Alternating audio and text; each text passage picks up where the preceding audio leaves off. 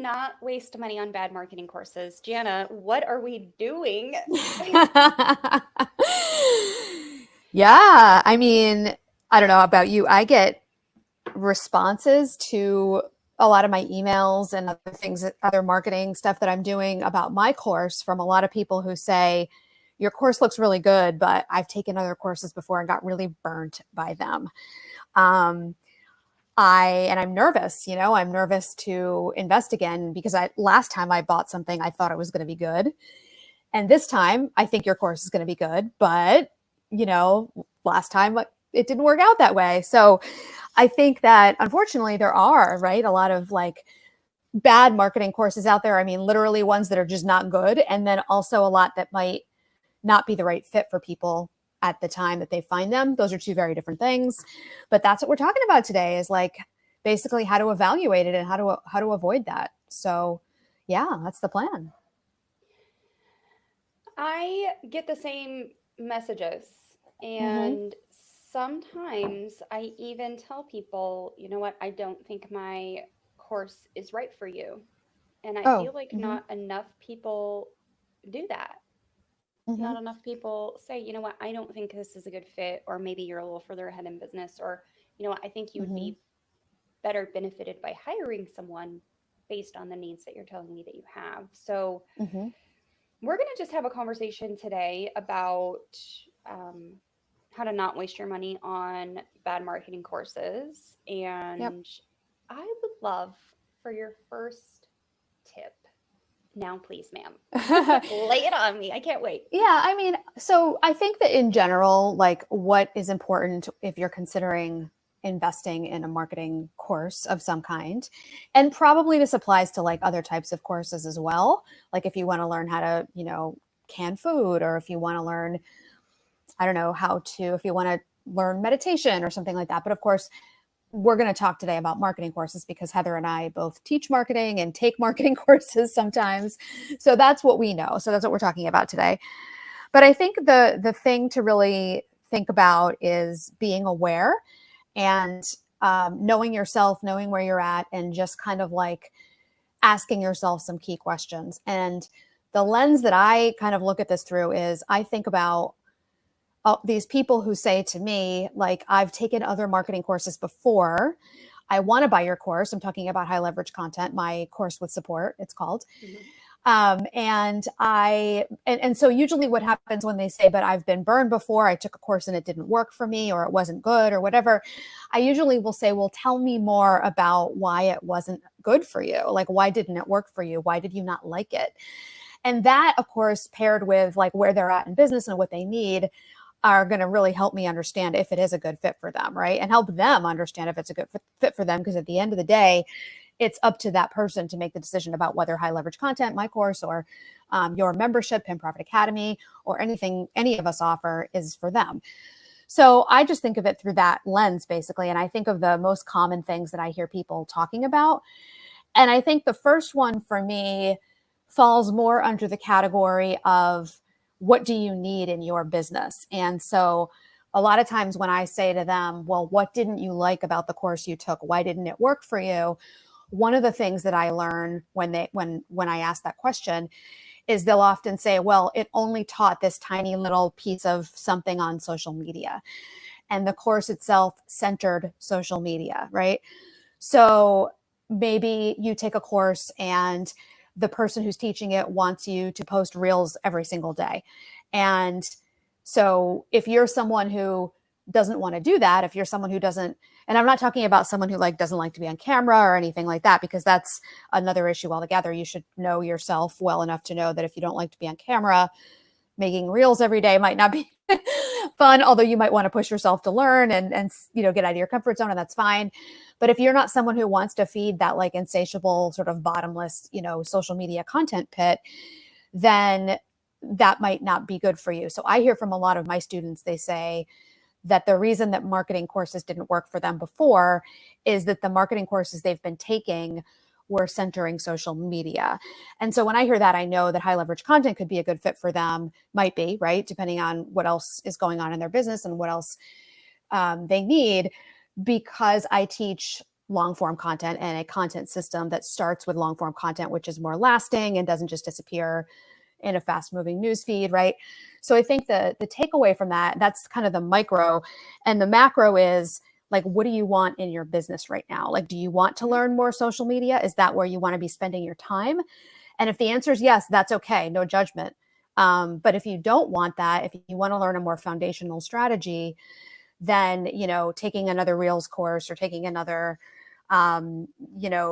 TikTok course or taking something that is really centering social media may not be a good choice. And that's what I hear often from people, is that they took courses that centered social media, and that's why the courses didn't work. So those weren't necessarily bad marketing courses. They just weren't the right decision or what that person really needed. And they didn't realize it in the moment that that's not what they really wanted or needed in their business. They needed a more like foundational strategy. I imagine you hear that too, because a lot of people who are spending a lot of time on social media now, I know because I also have a Pinterest course, right? They're often looking for other opportunities. And I know Pin Profit Academy they're probably finding you when they're looking for other ways to be online that aren't just social media. So that's my first one is just, programs that center social media. So I think there's a couple different things here that we need to talk about. And one of the things that we need to talk about is the definition of strategy versus the definition of marketing. So marketing is just the behavior of promoting and selling your products or services. And that can be done through so many different channels. And I do think that a lot of people fall into this trap of, I need to learn how to do social media. And once they get in there, they realize, oh, I didn't know that there was going to be content. I was going to have to write copy, and I'm going to have to do graphic design. I'm going to have to learn how to film videos and edit. And what is CapCut and what is Riverside FM? And I don't know what all this is. Like podcasting, I thought I was just going to talk into a mic. And then there's like so much more. And I actually hear this a lot when people get into Pin Profit Academy. I didn't know Pinterest was so in depth. And then when it comes to strategy, because inside of marketing, we're just doing the different activities to promote and sell our products and services. But inside of strategy, I feel like strategy can be really difficult for a lot of people to define. But to me, strategy is like the steps and the tactics we're going to take in order to reach that audience. So creating a reel is going to help to reach and buy and do the buying and selling, but the strategy within it is that buyer psychology that we're going to use to help our audience connect why they should buy the product and service from us. Yep. Am I on the right track with getting my thoughts out of my mouth? Yeah, no, I think what you're saying makes a lot of sense. It's like, and that's kind of what I mean. Like, do you need another course that's about executing on one particular social media platform, or do you actually need, like in my case, and this is just where my brain goes because my course is a content strategy course. Do you need someone to actually help you figure out what to say in all the places, because a content strategy isn't just, I'm going to show up on Instagram 5 days a week and I'm going to write one email a week to my list and I'm going to write one blog post a month. That's not a content strategy. That's how often and where. The content strategy part is, what are you going to say? And how I feel about it, I define that as like, what does your audience need to hear and learn and understand more deeply to be ready to buy? And again, that kind of brings me to one of my other things that I hear from people a lot, which is that they sometimes will tell me that the courses that they took were very fluffy, that they didn't give them a lot of specifics. And that can show up in a lot of different ways. But one way that can show up is like, okay, here's where to press the buttons, but there isn't, again, that foundational piece of like, okay, what do you say? What do you actually need to say to make sales, right? So a lot of times I feel like people say to me, well, I took this course that was supposed to teach me marketing, but it was fluffy. It didn't have a lot of specifics, meaning that after they participated and they did the things in the course, they still didn't really know what their content needed to say to get clients. So to them, that felt like a disappointment because that's what they were wanting to learn, but that's not what every marketing course teaches, right? And then Connected to that, though, is the fluffiness in general. And I mean, that's something we could talk about for a while when it comes to like bad courses. There's a lot of bad courses out there that are bad, not because they don't have what you needed, but because they literally are bad. They are fluffy. What's been I know you've had some experiences with that. Oh, yeah. Yeah. Oh, yeah. Lots. And one of my original, probably bad marketing courses was a course teaching you, and this was back in 2017, maybe 2018. I had enrolled into a really big blogging course, and alongside of that, I wanted to learn how to land sponsored blog posts. So I enrolled in the sponsored course. Yeah. And it was actual trash. Oh. It was just horrible. It was $197 down the toilet because quite literally I learned nothing from it. And there are a lot of those. So I think taking this piece of this conversation full circle is really just kind of really identifying what your goals are and what piece and part of your marketing you want to expand and grow. Right. So if you want to learn social media marketing for your business, what piece of social media marketing do you want to learn? Because there's so many different facets of it. There is Instagram Reels and there are TikToks, but there's also YouTube Shorts. And each of these platforms is slightly different, despite the fact that everyone just puts everything on all the platforms. There's a different audience and there's a different purpose for each platform. And in Pin Profit Academy recently, in the recent past, we did a deep dive on social media strategy and the differences of each platform and really identifying which platforms are going to be good for you and the types of content you can put on each platform. So when it comes to that strategy piece, that's kind of the part we're plugging in, is the social media strategy for each platform and the differences between them. And I think identifying those differences and knowing what part of your marketing goals you really want to achieve is going to be important so you don't feel like you wasted money on a bad marketing course, because there really are multiple different buckets here, but there's one bucket where people have a really great sales page and a good sounding offer because they hired a really good copywriter to do that work for them. Yeah. But what they put in the course, they created themselves, and it was just trash. And then on the other hand, there are really great courses for certain people, certain groups of people for certain goals, and you weren't in that, so you feel like it was bad. Right. Exactly. Like that wasn't what you wanted, and that's what you thought it was. Right. Exactly. And I think we need to discern that. And at all times, we're always taking responsibility, right? Like it's up to me. If I take something and it's not what I needed at that time, I take responsibility for that investment. I even take responsibility if I invest in something and I just don't think it's that good, that it's like not, it's fluffy or it's not a good course. The only time I think that it's really, I guess my point is I take sort of like radical responsibility for those decisions. And I think that I would recommend that other people take that approach, because when you take radical responsibility for those types of decisions, you almost like require yourself to ask all the questions that you want and to satisfy yourself. Right. And I think sometimes we don't ask the questions. And so I think one of my big tips with all of this is like, don't be afraid to ask questions, even if it's a low ticket course. I think that, sending an email back and asking questions of the person is something you should always do. And from the perspective of the course creator, myself, I have one course, High Leverage Content, that's $9.97. And I have one course, Pinterest with Purpose, that's $2.99.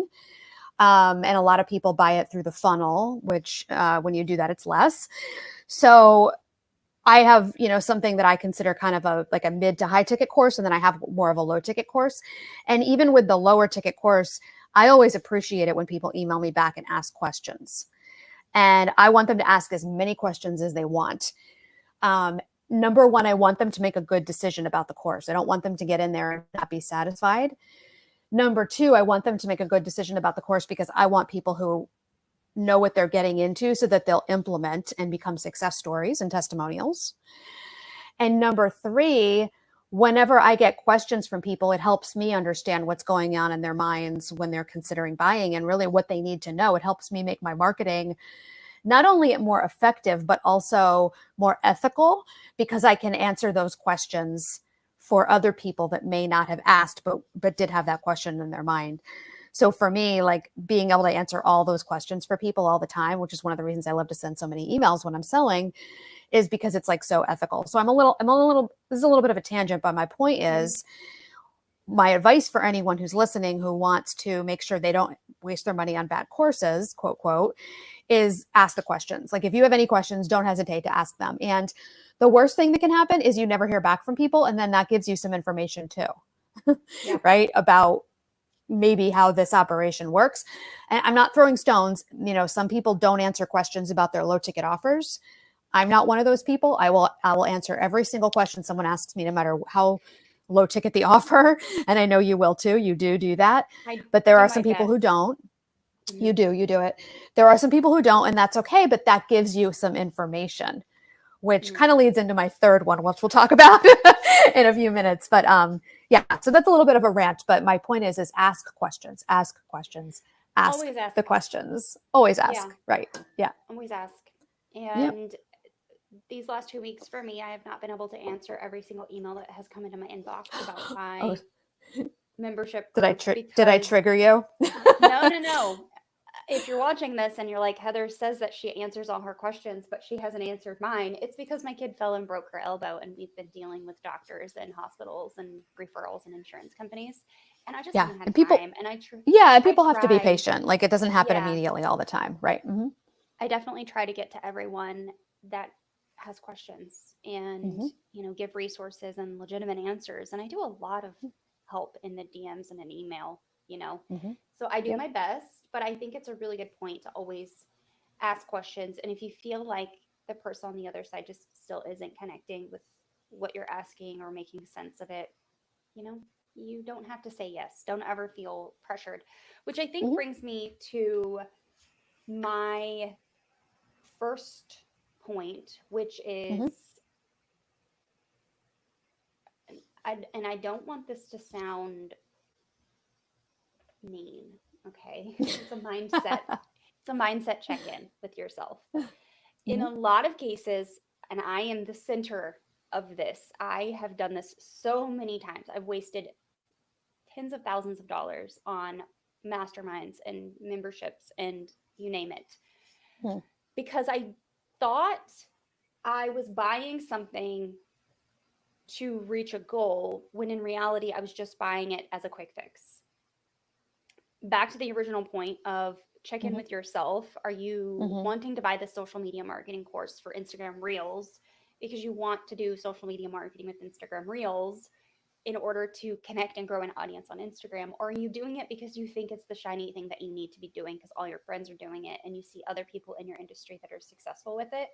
There are so many Gen Z, specifically Pinterest managers on Instagram now, and their feeds are so aesthetic and they're so beautiful and they're just amazing. And I just don't want to do anything like that. I have no desire to do it, but they do it. And that's fine, but it does not make me feel like I need to do it. So I need you to do a mindset check-in with yourself.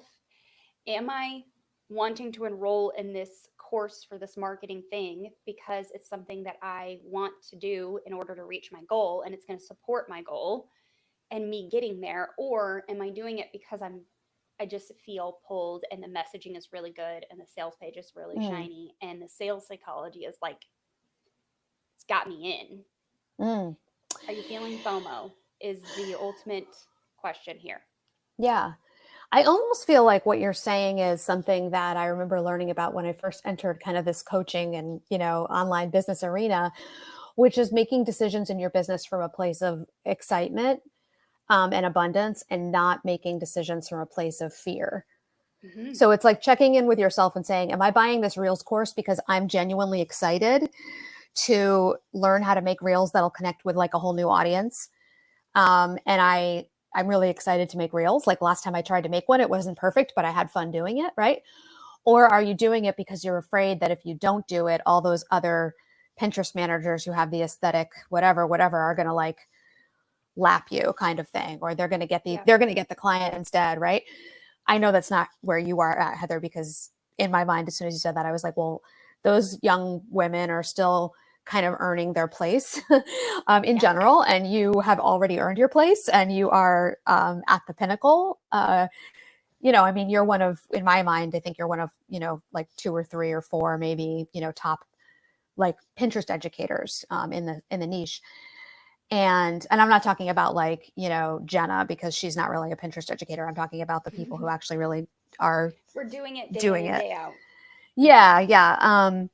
But anyway, my point is like, are you looking at this course and thinking, I better do this, otherwise XYZ is going to happen? That's not good, right? Or are you looking at this course and thinking, I can't wait to do this. I really feel like it's the right fit for me, and it's going to like some things, it's going to click into place in my business in a really good, exciting way, Yeah. So I don't know, just that's sort of where my brain went. Something in the same vein here is when you do make decisions out of a place of fear or scarcity, and not out of a place of excitement for your business and what you're doing, you're going to end up adding things to your plate that you absolutely hate, and as a result you're not going to get the results that you want. You're not going to sell your courses or your offers or your services. You're not going to show up and be excited to do the thing because you're having to do a task that you really hate. I know a lot of people who've come to me inside of Pin Profit Academy, and they've said, I really don't want to create a blog. I really just want to sell my products, and they're listed on Etsy, and that's where where I want to hang out. That's fine. And I always give them like this caveat of, if you're going to hit a ceiling. You're not creating awareness content, then you really are just playing in this little tiny pool of product buyers who are there. They are interested in your thing, but it's going to take a little longer for you to reach them because there's so many more fish in this bigger pond over here of awareness and consideration in that marketing funnel. So so it's like there's a trade-off, but they're coming at that trade-off like eyes wide open, and they're making the trade-off for now, at least knowing what they're doing, kind of thing. And a lot of people just aren't ready to hire out a task such as, content writing or editing or whatever it is. If you're not in a place of business where you can do those things and you're not excited about doing it, then I need you to step back and ask yourself that question. Am I doing this? Like, should I buy the thing that's going to help me do this thing that I actually don't have bandwidth to do, is what you're saying, right? Or is it, am I thinking of it as a quick fix? Like, this is my next $1 million. Probably not going to be. The only thing I want to add to that, just a nuance, right? Because we always like our nuances around here, is that there is a big culture online right now of like, everyone has to create courses and programs and whatnot that their audience will buy and implement and complete and get the offer promise and get the results. And like, if you have a course or a program and people aren't getting the results, then there's a problem with that. And I do want to say that one little nuance that I will say, like, most people in my program come in and they get results. They get the offer promise. They get what I call the heart promises or the byproduct promises. But I do have people sometimes, especially with the Pinterest course, not so much high leverage content, but the Pinterest course, come in and watch the course, but not implement. And then they send me messages saying, this was the best course I've ever taken. Thank you so much. And I'm like, and they say like, I'm not doing it right now, but I learned how, and I learned how it works. And I didn't know how it worked before. And I think there's something to be said for that, because sometimes, especially if it's a low ticket course, you can evaluate the ROI of something that you're buying based on lots of different factors, right? So it's like, maybe you don't bite it off yet, but just knowing how it works and knowing where it could fit into your ecosystem could actually be worth the $299 or the $199 or whatnot. So that's the only caveat I would say. And I've bought things before too, just because I wanted to learn someone's strategy.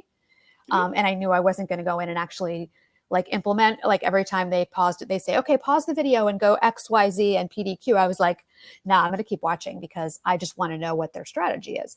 And that's okay too, right? I think I've had one person come into high leverage content and do that. And she sent me a note beforehand and was like, I'm not going to do it. I just really want to know your strategy. Is that okay? And I was like, sure.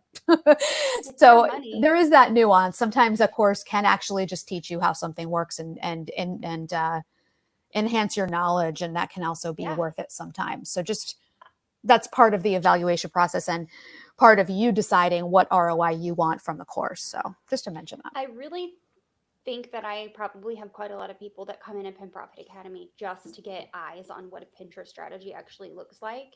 Mm-hmm. And then, they come to some of the calls and they start getting some support, and that kind of unlocks some things in their mind.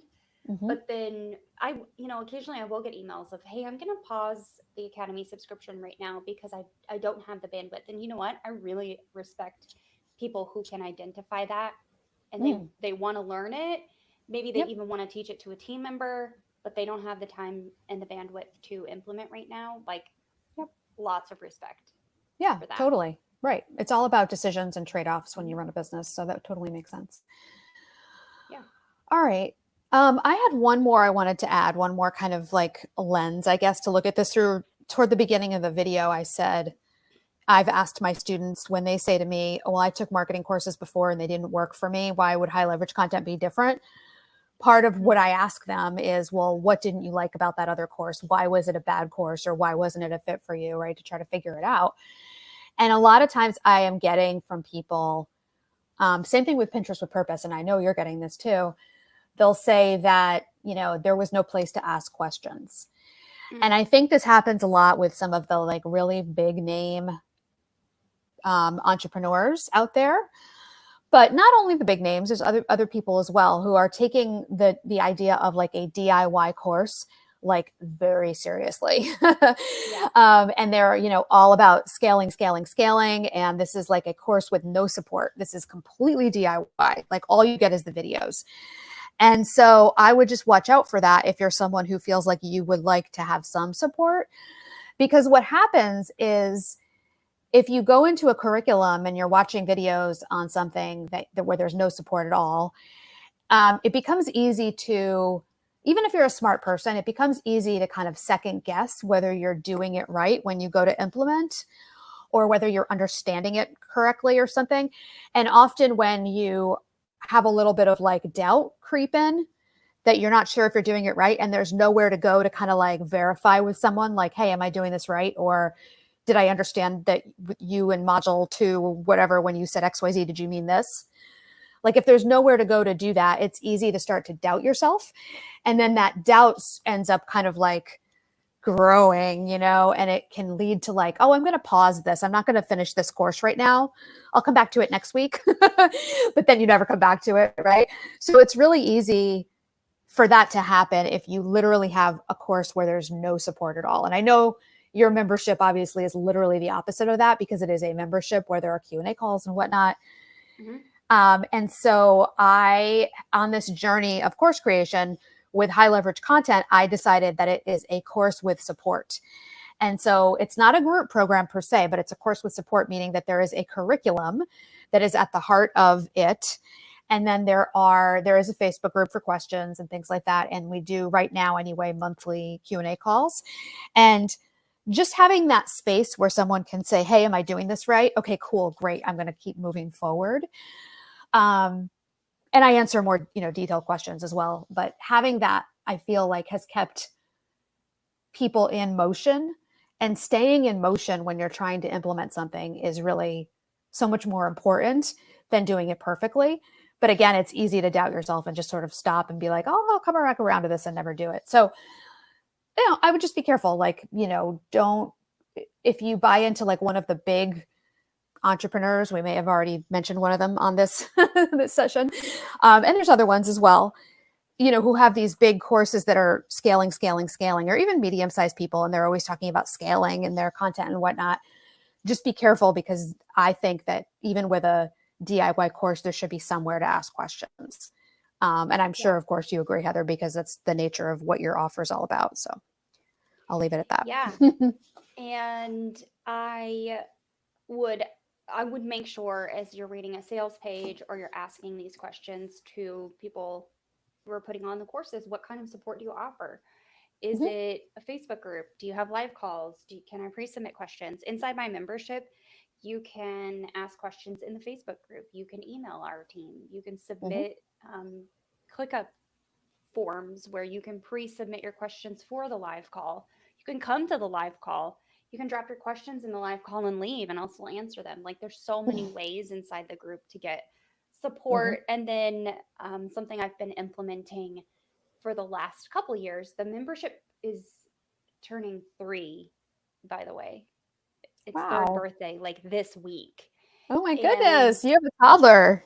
I know. I used to do Well. weekly hot seat calls where people could come Mhm. live and we would do a hot seat on the call. Now I do pre-submitted hot seats where you fill out a form and then every Friday I go through the list of hot seats. There's usually 1 or 2 every Friday that I need to send out. Mhm. It's Mhm. basically a Pinterest audit of whatever they're needing help with. So whatever they Yeah. are struggling with in the moment. So ask these questions like, what level of support am I going to Yep. get? Are you going to review my copy in this copywriting course? Because Mhm. oftentimes when you are stuck in your own head, and I actually had someone email me yesterday. Actually, she's been watching my YouTube content, consuming my emails, and she sent me a question and she's like, I'm in a silo and I have no idea if what I'm thinking about with this, creating these boards that I need to create for my profile is even on target. So what I did is I took a list of boards I'm actually creating for someone in her space right now and sent Mhm. it to her. I was like, here's the list Mhm. of boards I'm creating for someone in your space right now. Do Mhm. any of these help you? And she's like, yes. And then she emailed me back and she's like, I don't know if there's any way for me to get support from you in an affordable way because I'm Mhm. XYZ right now. And I sent her back an email and I was like, you know what? My membership is $37 and you can book a 30-minute call, Mhm. even if you stay for a month. Mhm. Like, she's like, no way. Yeah. So I would just encourage you to do Mhm.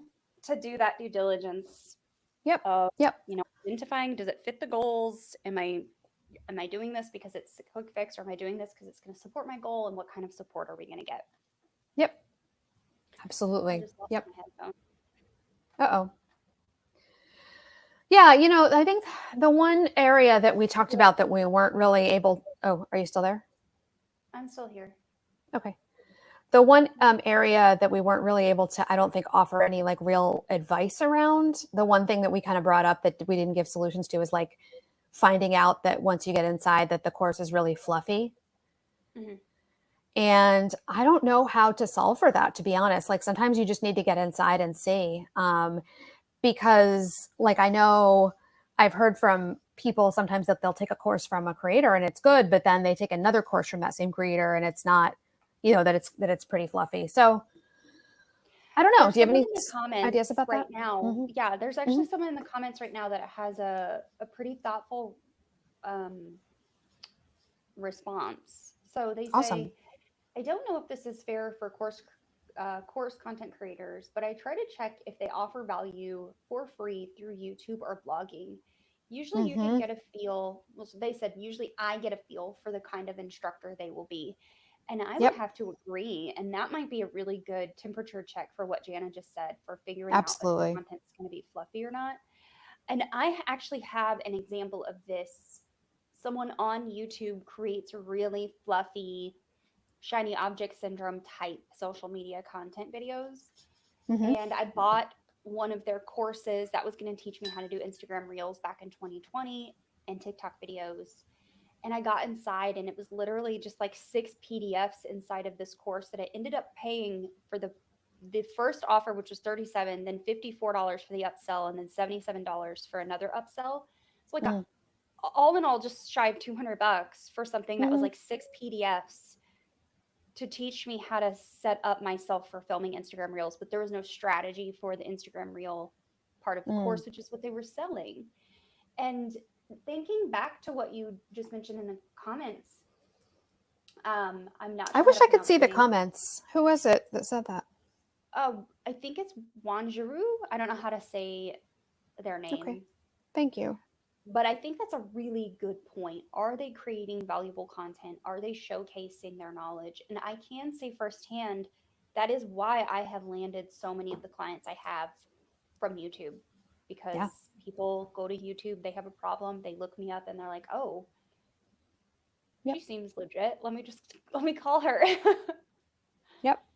Yep. For Yeah. sure. And for me, that's that's my blog. You know, a lot of people say that they've read blog posts of mine before they opted in and then eventually bought, you know, through the funnel. And it's actually the webinar too. Like people from my Pinterest with Purpose class, a lot of times they take the webinar and they say, "Oh my God, your free content was so amazing!" Like, and that's what we want our free content to be like. We want people to watch it or read it and think like, "Oh wow, if her free content is this good, like imagine, you know, what I'm gonna get when I pay." Mhm. But that's the thing is like, then you need to maintain that level of quality for your paid offers too. And, you know, not everybody does, right? But I think that generally speaking, the person who made that comment is absolutely right that like the best predictor of future behavior is past behavior kind of thing, right? So if you're considering buying something from someone, heck yeah, go watch if you haven't already, which a lot of people already have, but go watch what they've created for free, go read what they've created for free and make sure that's going to be, I think you're right. That's the best indicator that it's not going to be just fluff inside. Good thinking. Good thinking. So, something that the last thing that I want to talk about today, Jana, is, Mm-hmm. um, and I'm going to bring some nuance to this. So, I don't want to offend anyone who might be watching or listening or co hosting. Whatever. We can't not offend anyone. Oh, co-hosting me. Yep, I'm ready. Okay, so one of the things that I always am leery of these days, and it's because I've been burned too many times, Mm-hmm. is courses that offer lifetime but never stay updated. Mm-hmm. Yeah, Now, no, I will I work agree with my you. Mm-hmm. little tush off if I sell you, let's say, the Pinterest system, because Pin Profit Academy was my organic course, and I have an ads course that's inside there. And I keep all Mm-hmm. of my content that once was a standalone course, and you can still buy it as a standalone. Okay. But I try to keep all my standalone content completely up to date.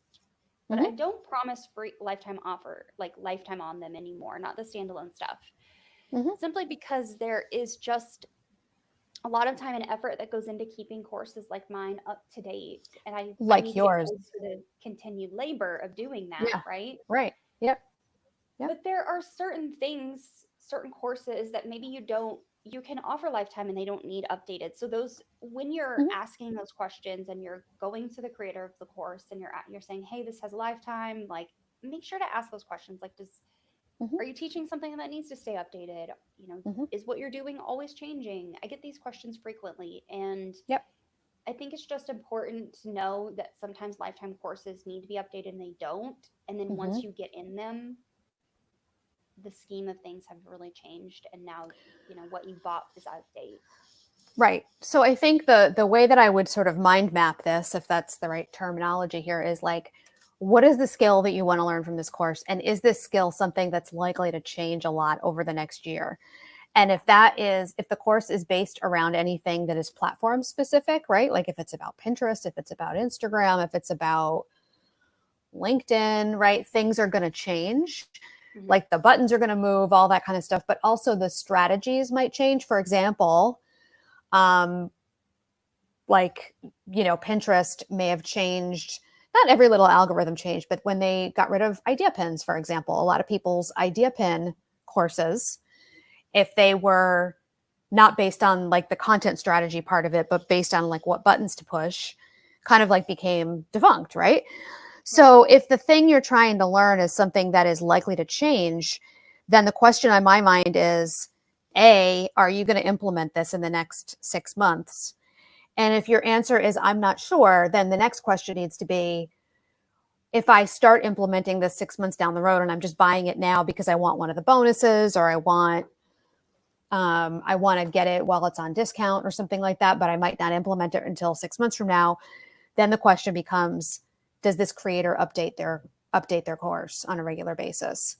Yeah. Because I agree with you. Like if you buy a Pinterest course, I wouldn't automatically assume if I was buying a Pinterest course, or let's take the heat out of it because we're both Pinterest creators. If I bought a LinkedIn course right now, I wouldn't automatically assume, unless it's stated, that I'm going to get lifetime access and they're going to update it all the time for this one-time fee that I paid, right? Yeah.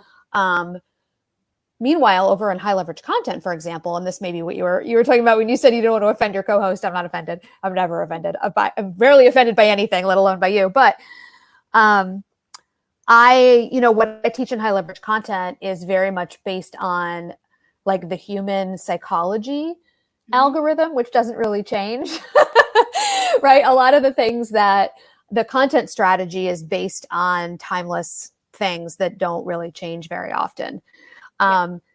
So I intend to update it from time to time anyway, but it's not going to be needing to be updated like my Pinterest course needed to be updated regularly when I was doing it based on where the buttons were and things like that. So it's like it's complicated. You know what I mean? Like there's different nuances. And again, like buyer beware, you should be asking these questions of yourself. Am I going to implement this soon? If I'm not going to implement it soon and I just want it in my toolkit, if it's something that is based on a concept that's going to change or a platform that's going to change, are they updating it? Right. That's kind of like the calculus, if you will, here. Right. Yeah. And so I do have offers where if you do get into them, unbeknownst to you, you're going to get essentially lifetime access as long as you're in that course hub and I'm updating that material. You're going to get those updates and it may not even be mentioned on the sales page. It's not. Right. But that, that is something that is really put back on your plate of radical responsibility of figuring out. Right. Yeah. And also I'm thinking too, like I talk about lifetime access a lot in my marketing, but the reason I do that is because what I teach in high leverage content is a repeatable process. Yeah. So I want people to be able to get in there and if they want to, within the first 30 days, have their plan. And then within the first 6 months, have created a bunch of, blog posts. Maybe within the first year, they've created all 12 or 15 or 20 that they want for that offer. But then they have let's say they decide to move on to a different offer they have, or they decide to create a new offer a year and a half down the road. I want them to be able to dip back into high leverage content and do it all again and create a suite of content that's easy to leverage on repeat for their second offer. And maybe that offer didn't even exist for them at the time that they are originally enrolled, Yeah. So I want people to like repeat that process. So I think another question to ask is, am I buying a system that I'm kind of like installing into my business that is like this repeatable process? Or am I buying something that is, I'm just going to start it this week or next month when I have time. And then it's going to take me 3 months and then I will have learned this skill and I won't need the course anymore. Right. There's like, those are the different kind of two ends of the spectrum. And then there's going to be nuances in between too, right? Where it might be a little bit of both depending on the skill you're learning and how quickly you learn it and that kind of thing. So interesting. All great points. So thank you for not absolutely skewering me for bringing up lifetime. Never. Oh my God, no. I mean, yeah, I write lifetime access in like half the emails I send out, so I can see what you might think so, but no, of course not. Yeah, I mean, I just think because especially in this day and age where memberships are really shiny, there are a lot of memberships that people charge for regularly and they're not updating. And I feel like the point of a membership, especially like mine, is to make sure the content is to stay on. Right. Sorry, go ahead. We're adding new content. We're doing new things. We give people a reason to stick around ultimately. And if you're not updating and you're not adding anything new, then what is the point of sticking around? But then, courses that are standalone, I saw a conversation similar to this on Threads the other day about college textbooks and college courses. You didn't get a lifetime access to your college course material.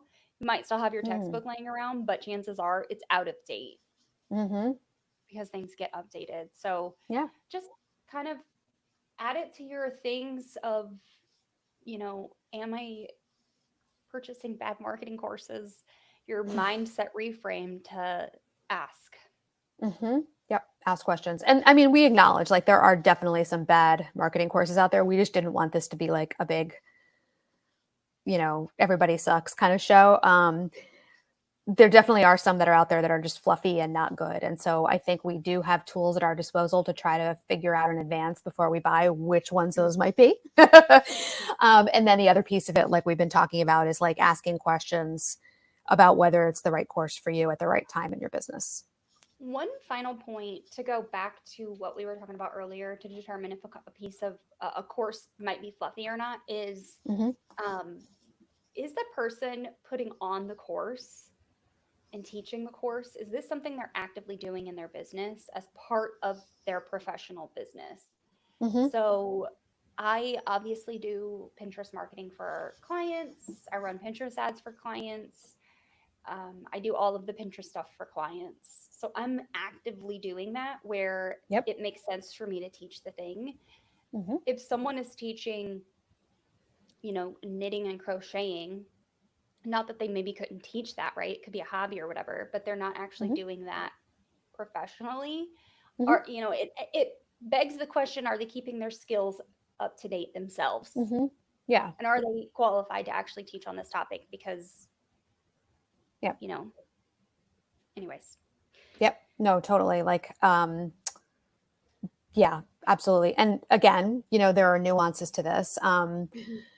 For example, like I get the question sometimes, people will ask me about high leverage content. They'll say, if I enroll in high leverage content, am I going to need to send all those emails that you send to sell the program? And so I am writing my blog posts like I teach people to do in high leverage content, but I'm at the point where I have a suite of content for both of my offers. And Mhm. so like I'm doing things in my business that might be a little bit more advanced than what other people are doing. So there's also like that nuance there. But I think generally speaking, what you are talking about is like, is someone like, so is someone still in the trenches when they're teaching that thing?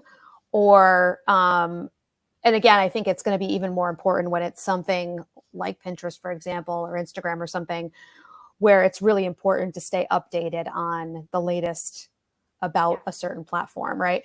And that's actually why like a membership like yours is like the perfect model for teaching something like that. Because like you said, you need to be compensated for your labor of keeping your community, your paid community, abreast of changes and whatnot. So Yeah. it only makes sense, to create like a membership where people, if you have a group of people who would like to stay abreast of all the latest updates, which you do, so makes a lot of Yeah. sense. Anyway, I'm like blah blah blahing now, like blah blah blah.